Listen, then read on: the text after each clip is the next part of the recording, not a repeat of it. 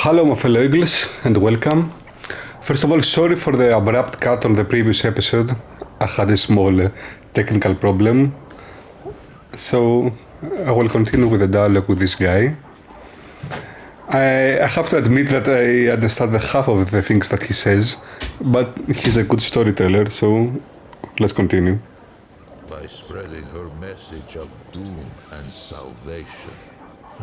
The Red Widows were easy converts, inclined to believe their sister, and eager to spread her vision to all the Pan. In time, they held more sway than even the Vaughns. It was a great shift.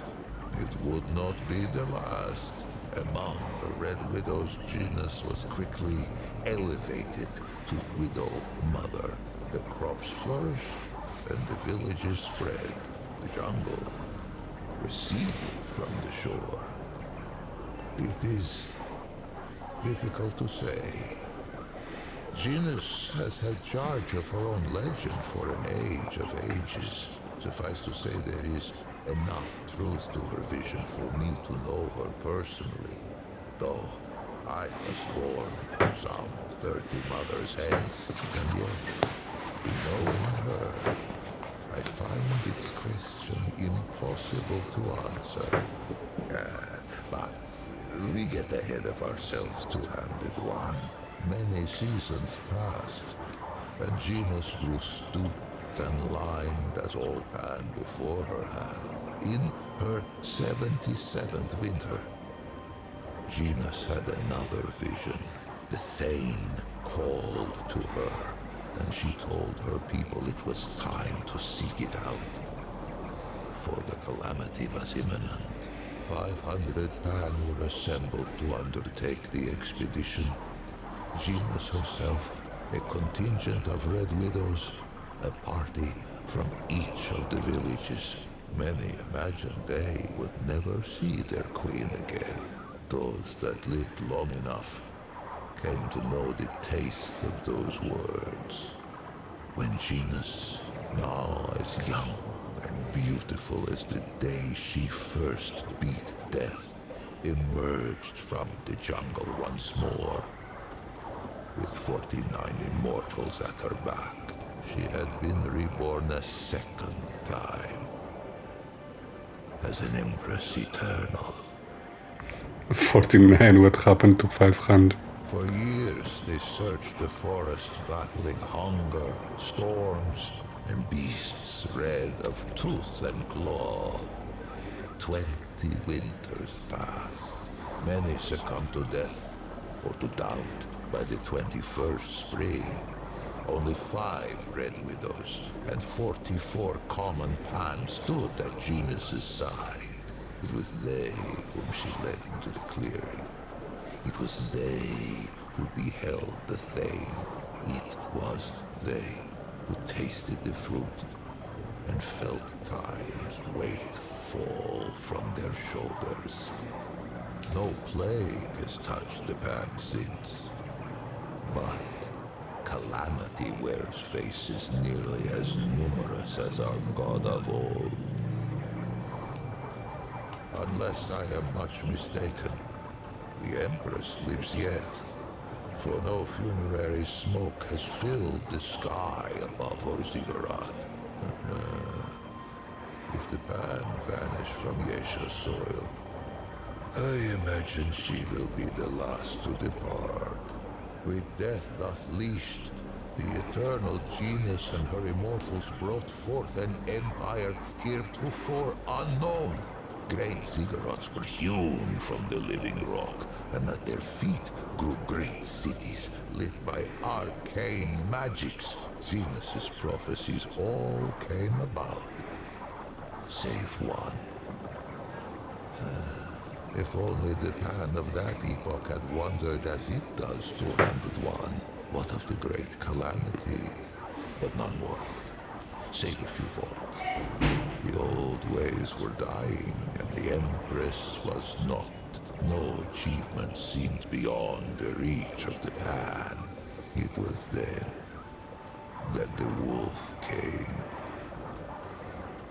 Ah, but the story of Yesha is the story of who tastes the fruit of the Thane tree. 49 immortals begat many more. A deathless aristocracy. They traded favor with the emperors, traded years of life itself like fishmongers at market. They called it the Ravager, the very obsidian beast the Vaunts of old had glimpsed and hidden. It sprang from the jungle as sudden as a squall. It made no more than mutton of the bravest warrior. Fear fell like night across the empire. Death roamed Yesha. Ravenous death none could tame. There were those who would have seen the beast slain, but the Ravager was never much glimpsed that the red doe should not follow. And vice versa. The green things of the jungle sprang from the red doe's feet. But on what do green things grow, if not the flesh of departed life? Who knew what would become of the doe if the Ravager were felled?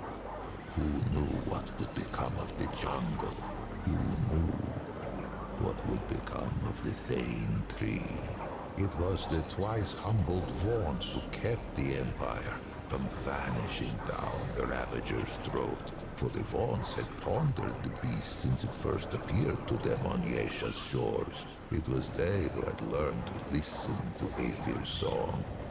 They who learned to appease the Ravager with tribute, with dance, and with music. Balance returned, and the wheel of time rolled on. Okay. The song of all living things. It Yeah, I should have resonates in known. the forest. It whispers in the leaves, thrums in the soil, shines in the sun, babbles in the stream. The Vaunts devote themselves to the song's mystery.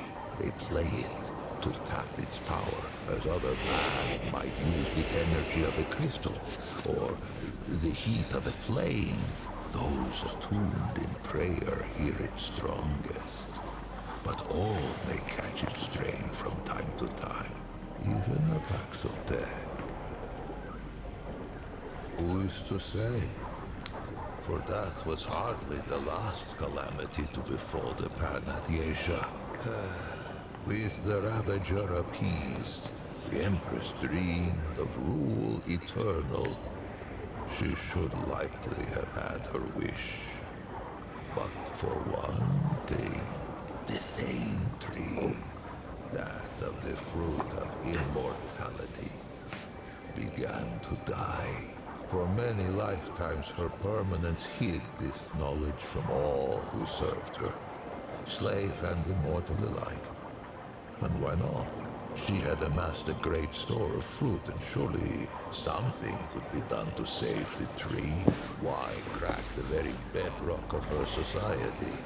But the tree's decline could not be arrested. Fruit was rationed.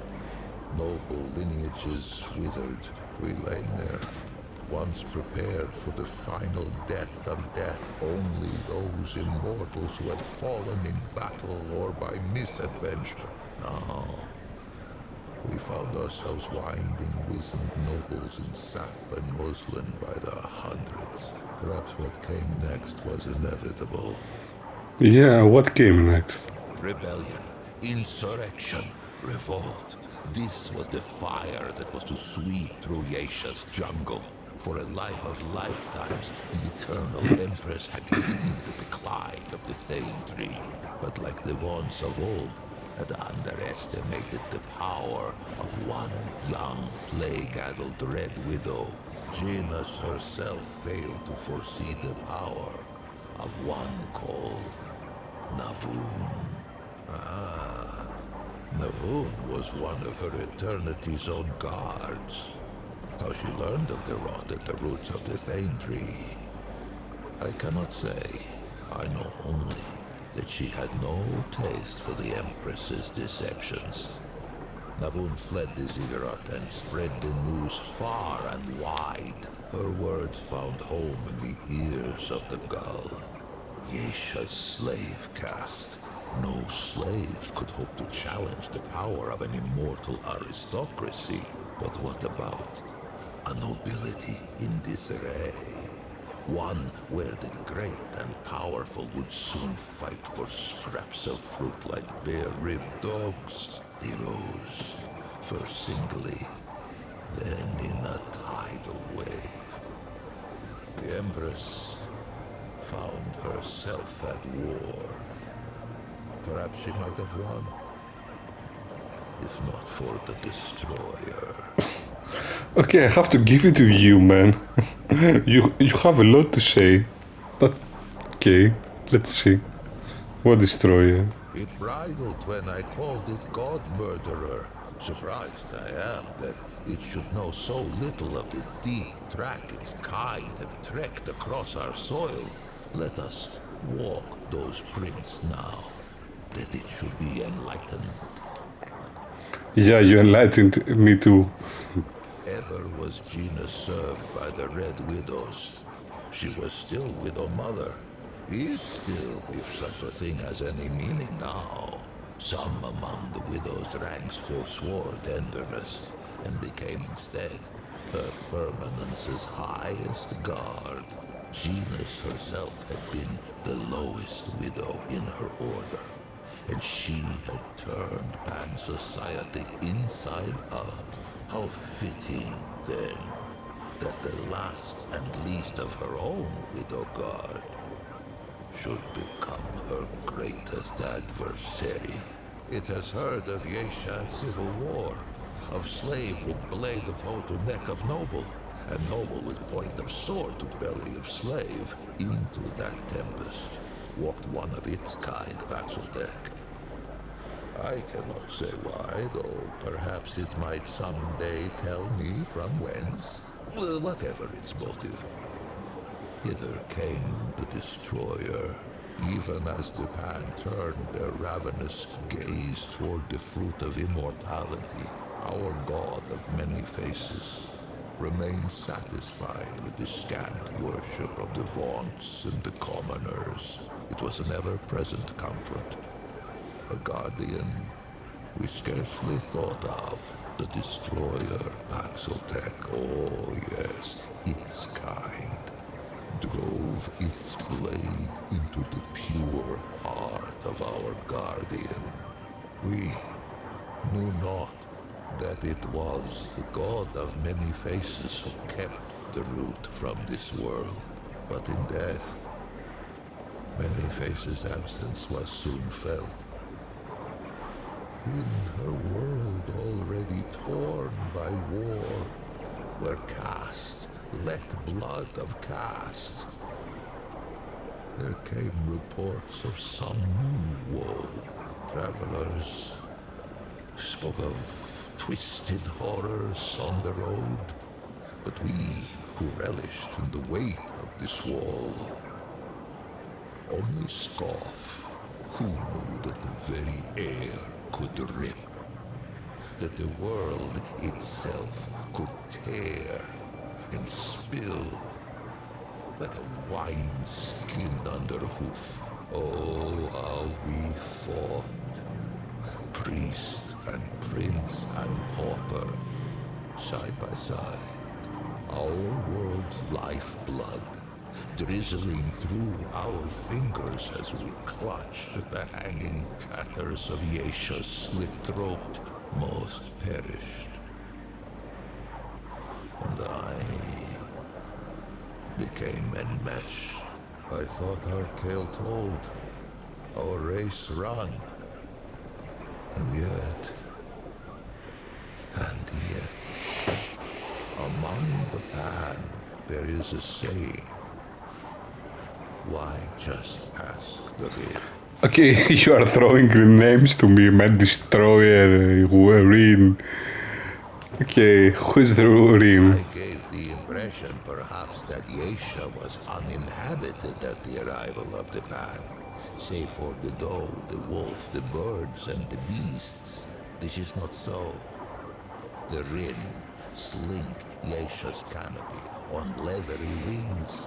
Perhaps they once thought to defend their forest. But Lash and Lure put that to rest. Lash, in that no ring could hope to withstand the onslaught of energy we Pan have learned to draw from Yesha's native crystal. The Flying Ones have no talent for crystal craft. Lure, in that under normal circumstances, ring eggs reach maturity only with great difficulty. I know not who first discovered the potential for symbiosis between our species. Only that it is a whimsical god indeed who sends the most precious resource one kind could hope to acquire out the hind end of the other. As sure as there is iron in the soil of Yesha, there is irony. It was a pad-footed Paxotech who slew our guardian and brought the root. Would it be so strange to see a Okay, the Paxotech Wanderer. drive them from our shores? Perhaps. Perhaps as with Genus and the Voon. The strangeness is the point. It has done me a service unpayable. No reward can suffice. But perhaps, if it cannot be rewarded, it can be equipped. Coquette brought war, then wisdom. Its forebears brought the root, but its wisdom stayed the flames, that I might live beyond the hated knot. Take this now, as a token Oh, of my okay. gratitude. After all this talk, yeah, it's worth it, I suppose. Are you certain? It must be. What do you mean, are you certain, man? Take it. I'm sitting here 20 minutes listening to stories I don't understand. The Pan must put their faith in action and belief, not weapons and walls. I forever owe them thanks, as shall the many souls scattered on these steps. To them I must tend. Be well, two-handed warrior. Be strange fate's agent. Okay, man. Anything There else? is no more I can teach the two-handed warrior. It has heard all. I heard it all for sure. I welcome its company. Okay. You should write a book, man. Publish it as a fairy tale to read at kids at night. My kids should surely sleep in about 5 to 10 minutes, I'm sure. Okay, anyway, so finish the boss. First impression from the first boss, I have to say, mixed feelings. Okay, I really didn't like the stamina goes low very quickly. And I'm okay. In one point of view, I can understand it because you have to manage, your dodges and the running. But I don't know. There are too many shit happening, which I don't mind. Okay, it gives some suspense to all the thing. But this and the ammo and the lack of the ammo, I don't know. Anyway, okay. As always, it's the beginning. When you level up your character and have more traits, it would, I suppose, it will get better. Anyway, what did we get from all these things? We got another amulet first. What did he give us? Increase mod duration by 50%. Increase mod cost. So, more mod duration, and it takes more time to recharge it.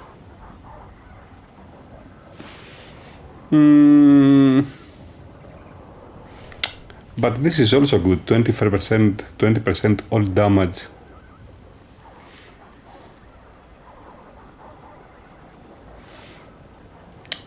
Okay, let's keep this one.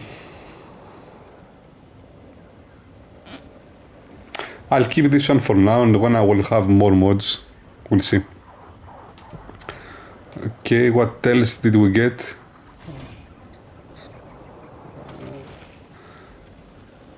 And something else.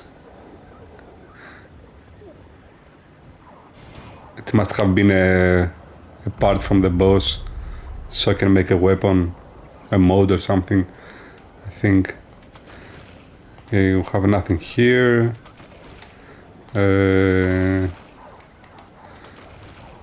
Nothing here.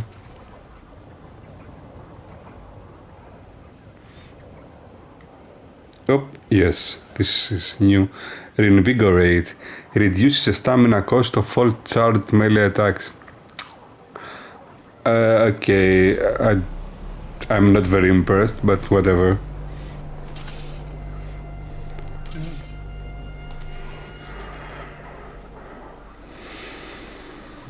Any units? No. Okay, so that's it.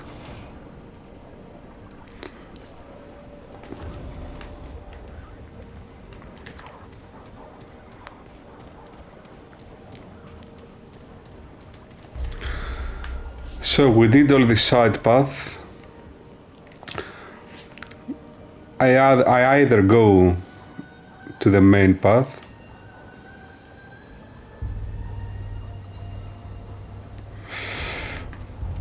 Okay, time to upgrade, time to buy some new weapons, let's see.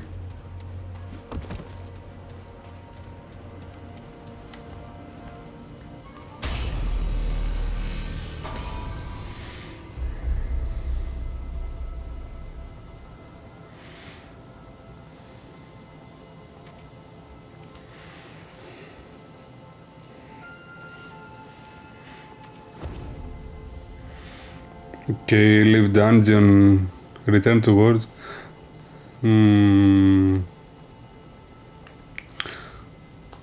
Let's go to Gore 13 for a second.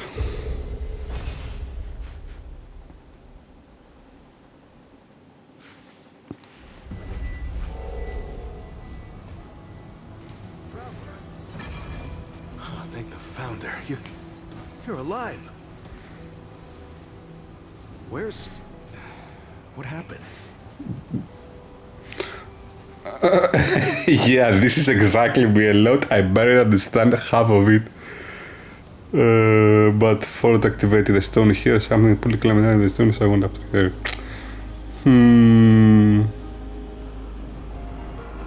Let's go with this. What? Clementine? Where is she? Is she okay? I don't know, man. Right, sorry. Clementine, she means a lot. To all of us. We gotta find her. I'll get everybody together. If she went through the World Stone, she could be anywhere.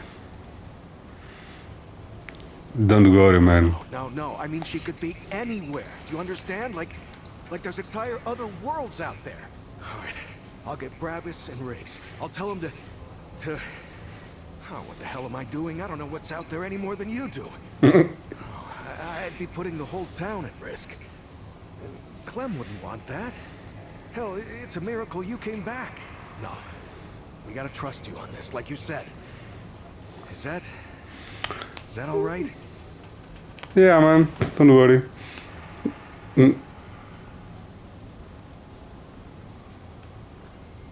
Yeah, don't worry. Thanks, Traveler. I'm a single player. Talk to the folks around town. They should have any supplies you need. You know, Ford used to tell me, old Commander Ford, not the founder, that a leader and a hero are two different things. The leader's place is always with her people. I thought she was just taking a dig at her grandfather for leaving all the time, but I think I'm starting to understand her better now. More questions. Let's see.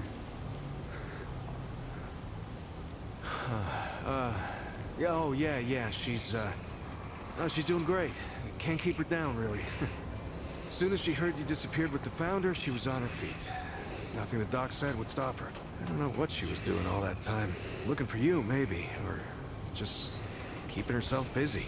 Anyway, all that anxiety of hers turned out to be pretty helpful. She even set up shop over toward the entrance gate.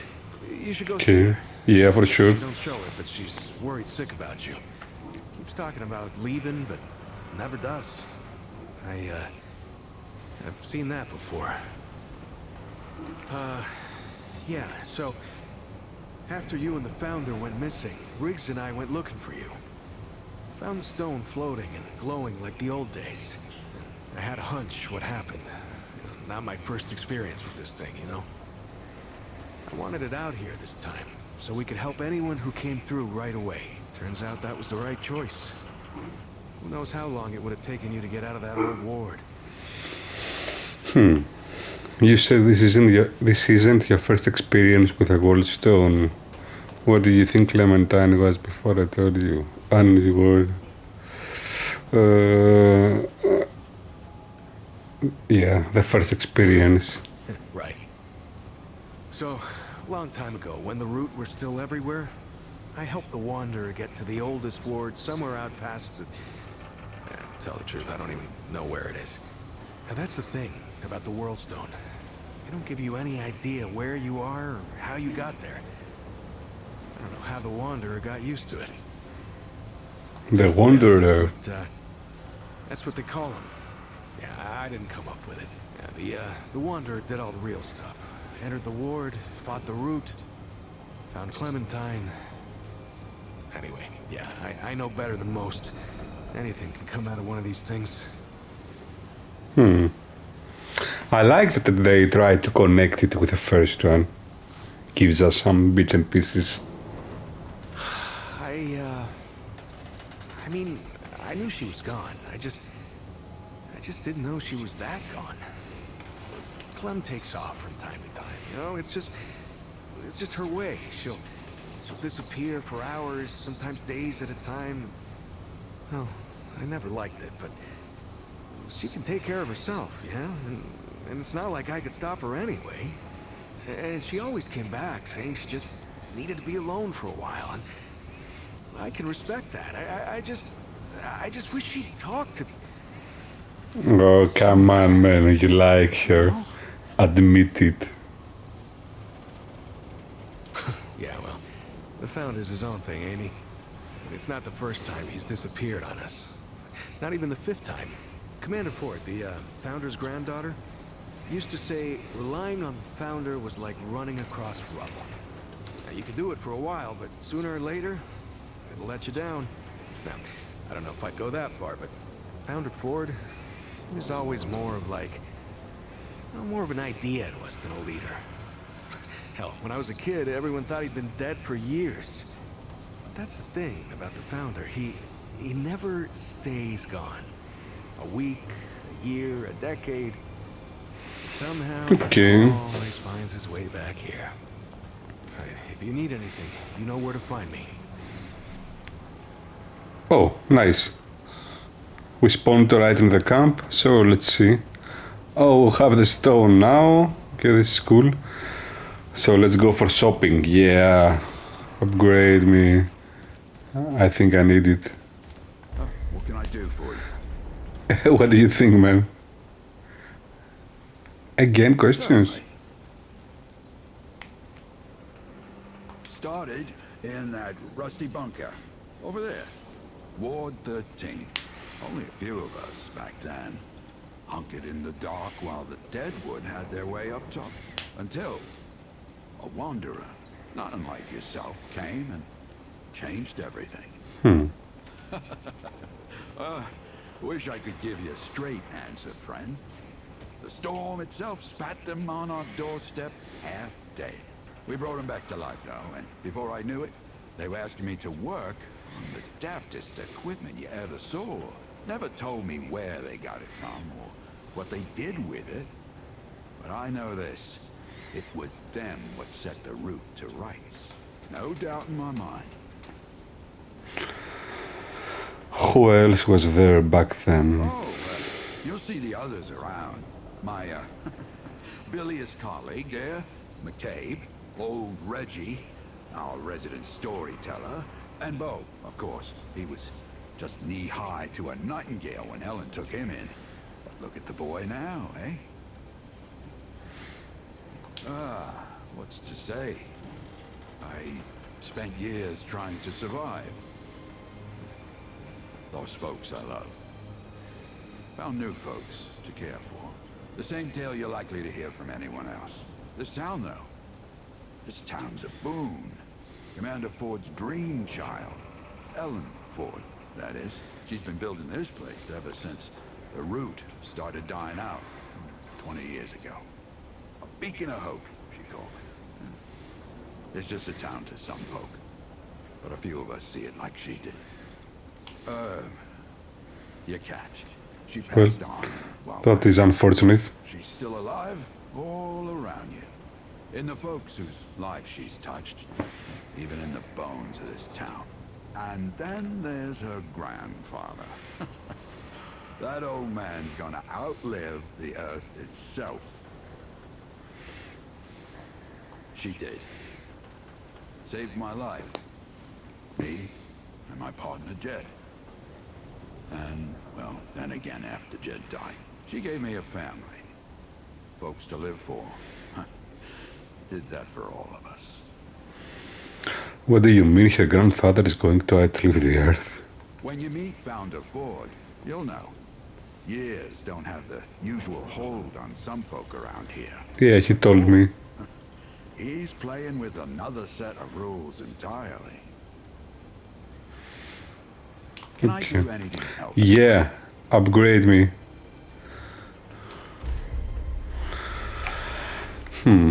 Let's see.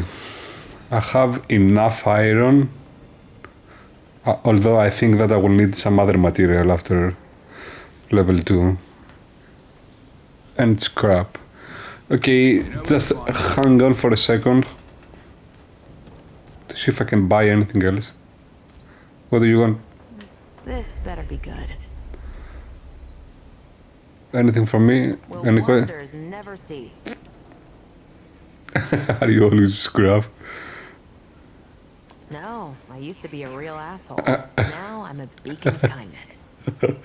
Okay, I like her. Hard. Brute everywhere. We did our best. Took in strays and tried to make a life of it. But it was no life worth living. Good people died. Few of us were brave or desperate enough to leave the bunker. The Wanderer, Ace. Ask Bo about the one time he went out. He came running back like a spooked cat. The Wanderer. They were a very rare pain in my ass. I never told them that. Wish I would have. They were here and then gone. Just flew in, stopped a global infestation, and then poof, they left. I should have thanked them when I had a chance. Founder Ford got a bug up his ass about something happening back at Ward Prime. Bo was supposed to take the Wanderer back there, but he chickened out and ran home the first chance he got. The chronicles of our fearless leader. Ace, yeah, who's Ace? Just an old friend. Okay. Hopefully this means you'll be leaving soon? Oh, come on, lady. I need you. Alright then. Anything for me? No.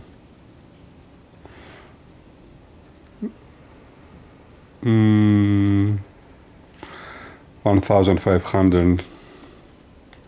Okay. We'll see. Okay. Let me see this guy for weapons. What you need, Wanderer? Now we're talking. 1,000. I think I would like to have... It does a lot of damage, the weapon that I have now. 77, if I remember well. Magazine, 150.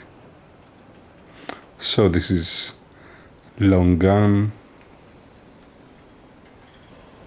shotgun, again long gun,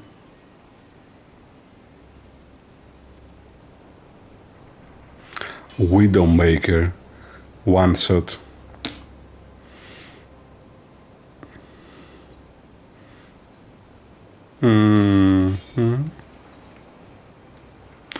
Coach gun. Yeah, I remember this one.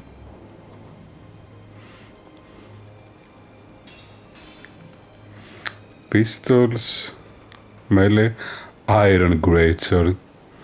Nice. 500. Steel flail. Claws. Hatchet, hammer, spear, staff, katana. Knuckle dusters. Okay, so what to do? Can I sell anything? I can sell these things. Pressure charging great with faint peculiar but they crumble beneath your touch no matter how to record them as if... What is the purpose of these things? Okay, let's keep it for now. That'll do. Don't do anything I would do. Okay, I will keep this weapon for now. I will upgrade it. How goes it, friend?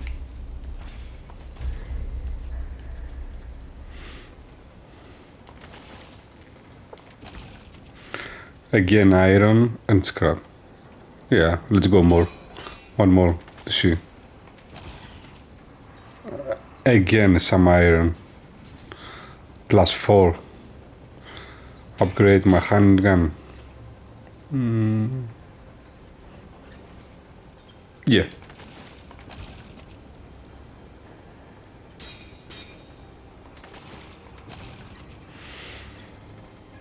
I can go one with this. +3. Let's go one more with this one. Okay, steel iron.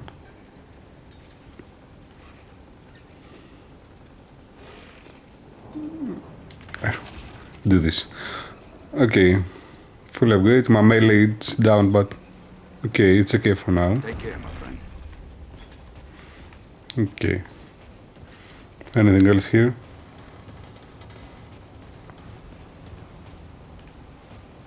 Hey, over here! There's something Alice ain't telling me. She don't like the way I cook, but she won't do it herself. I know you hear me.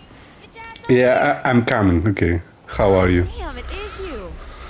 The rumors had me thinking I might not ever see you again. They said you ran off with that old Ford fella and disappeared. I ain't seen you since. Where have you been? Here and there.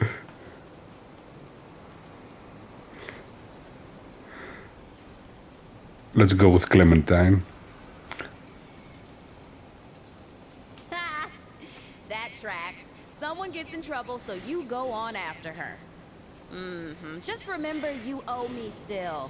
That debt's non-transferable. I'm guessing this thing with Clementine had something to do with that big-ass crystal floating over there. Both said it can take you other places. Other worlds, even. Feels like anything can be true here. They even healed my root rot. I tell you what, I might just start believing in fairy tales. Even Santa Claus and Fulton's Blend. So yours feel better, for sure. Yeah, I don't know what's in that stuff Doc Nora gave me, but I ain't felt this good for years. Hell, maybe it was Fulton's Blend. You know me. I get anxious sitting still for too long. So, I went out to the ruins and scrounged anything useful I could find. I was just doing what I do to survive, you know. Maybe get some things together for when we moved on, but then you didn't come back.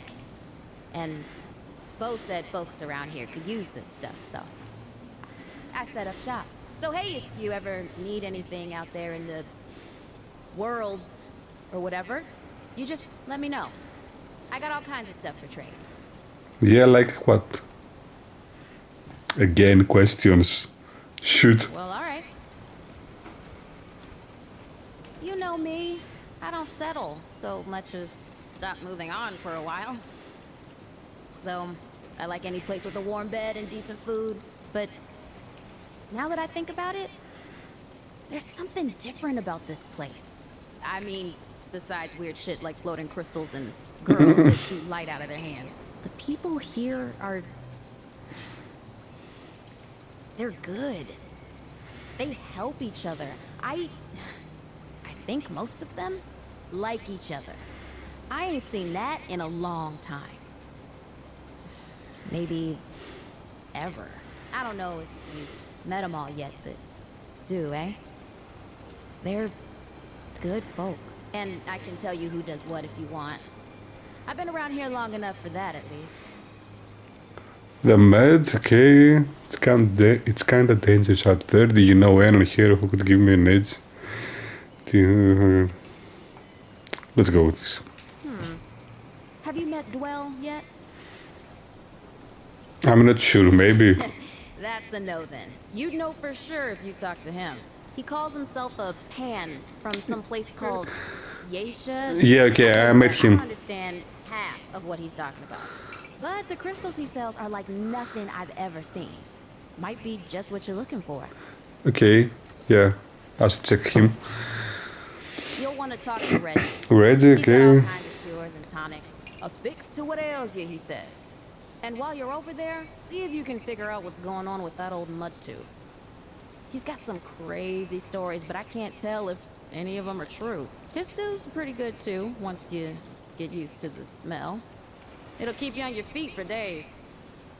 I don't know. Why? You ready to move on or something? No, okay, I'm asking. Oh, I get it. You just want to know if I've gone soft for this place, huh? I admit, I'm starting to take a shine to it. This is the first place in a long while that's felt anything like home. I mean, you know me. Comfort makes me skittish, but I don't know. It feels like it'd be hard to get too comfortable in a place with glowing portals and talking goats. Anyway, I just want to stick around and see what happens next, at least for now. We'll see. Yeah, we'll see. Well, all right. So, what do you sell?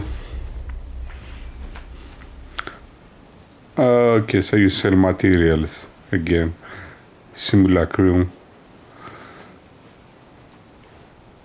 And iron. 5 iron for 20 scrap.